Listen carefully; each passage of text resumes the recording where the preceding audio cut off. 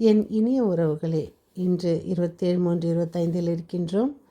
தூய ஆவியில் ஜெபிக்க வைக்கும் எங்கள் ஜெப வீரரே, தூய ஆவியானவரே, துதிக்க தூண்டும் துணையாளரே, நாம் அன்னையோடு அன்னையின் அன்பில் கல்வாரி பயணத்தில் இயேசுவோடு பயணிப்போம். நாம் தொடரும் சங்கீத தொடர்ச்சி 77, 7, 8, 9. இன்றைய வாசகம் எரேமியா 7:23-28. நான் கட்டளையிட்ட நெறிகள் அனைத்தையும் கடைப்பிடியுங்கள், அது உங்களுக்கு நலம் பயக்கும். அவர்களோ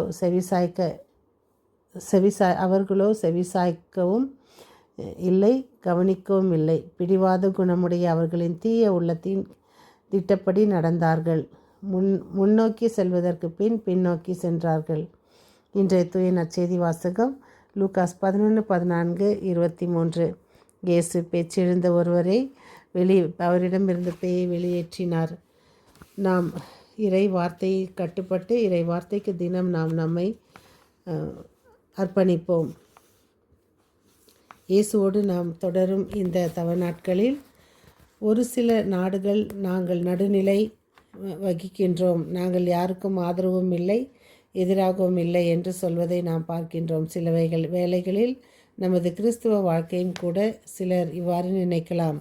நான் கடவுளோடு இல்லை, ஆனால் அதற்கு நான் சாத்தான் பக்கமும் இல்லை, நான் நல்லவனும் கிடையாது, கெட்டவனும் கிடையாது. இது தவறான கருத்து என்பதை இயேசு இன்று நமக்கு தெளிவுபடுத்துகின்றார். கிறிஸ்துவ வாழ்க்கையில் நடுநிலை என்பது கிடையாது. ஆண்டவரோடு அவரை சார்ந்து வாழ்வது அவரது நமது அழைப்பாக இருக்கிறது. இதில் நாம் தவறும் ஒவ்வொரு கணமும் சாத்தானோடு நாம் இணைந்து கொள்கின்றோம் என்பதுதான் உண்மை. எனவே மண்ணகத்தில் வாழ்நாளெல்லாம் ஆண்டவர் இயேசுவோடு இணைந்து வாழும் வரம் வேண்டுவோம். விண்ணகத்திலும் அவரோடு இணைந்து மகிழ்வோம். என் பாவங்களை சுமந்து கல்வாரி பயணம் மேற்கொள்ளும் இயேசுவே, உம்மை காண்கின்றேன். வலியாலும் பாரத்தாலும் மண்ணில் உம் கரங்களாலும் முழங்காலும் தொடுவதை காண்கின்றேன். எவ்வளவு தாழ்ச்சி இருந்தால் கீழே விழுவீர், எவ்வளவு பெரிய அவமானத்தை தாங்குகின்றீர். நீர் கீழே விழுவதில் உம் மனித இயல்பை, மனித தன்மையை உணர்கின்றீர். பாரமாக சிலுவை உம்மை கீழே வீழ்த்துகின்றது. கீழே விழும் கடவுளை கண்டு மக்கள் கூட்டம் நகைக்கின்றது. நீர் யார் என்பதை அறியாமல் சிரிக்கின்றனர். பல நேரங்களில் நமது விசுவாசத்தில் இப்படித்தான். உம்மில் விசுவசிப்பது என்பது கீழே விழாமல் இருப்பது என்று தவறாக நினைத்து விடுகின்றோம். உன்னோடு சேர்ந்து நானும் என் தவறான எண்ணங்களும் கீழே விழுகின்றன. இயேசுவே, நீர் தந்தையின் அன்பிற்கு முழுவதும் அர்ப்பணித்து மீண்டும் பயணத்தை தொடர்கின்றீர். குழந்தைகள் நடைபழகும் போது கீழே விழுந்து அழுவதும் புரண்டு மீண்டும் நடக்க ஆரம்பிப்பதை உம் சிலுவை பாதை உணர்த்துகின்றது.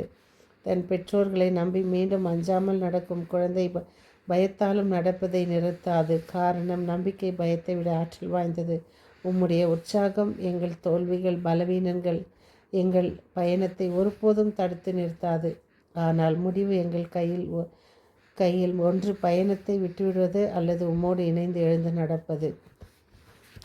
ஆண்டவரே, கல்வாரியில் நீர் விழுந்தாலும் எங்களோடு நடப்பதை நாங்களும் எழுந்து நடக்க மன உறுதியை தாரும். வாழ்வு என்னும் கொடையை குறித்து மகிழ்ந்து வாழ்வின் தோல்விகளால் சறுக்காமல் அதை தூக்கி எறியாமல் இந்த வரம் தாரும். மீது நம்பிக்கை வைக்காமல் விழுந்தாலும் எங்களால் மீண்டும் எழுந்து பயணிக்க முடியும் என்பதை நீர் எங்களுக்கு காட்டியுள்ளீர்.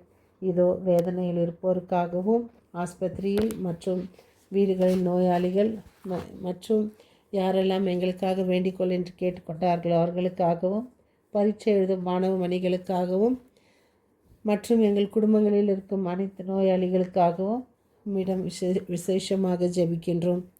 இதோ எங்களில் யாராவது தவறி உம்மை மனநோகு செய்திருந்தால் அவர்களுக்காக நாங்கள் மனம் வருந்துகிறோம்.